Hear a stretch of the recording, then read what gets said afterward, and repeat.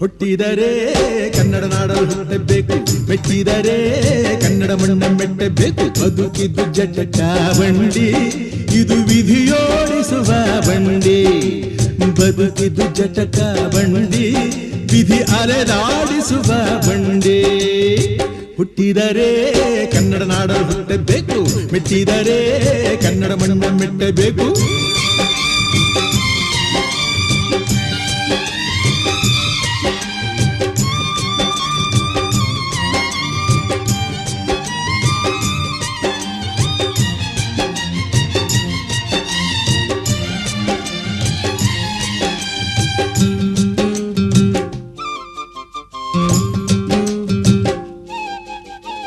ಕಾಶಿಲಿ ಸ್ನಾನ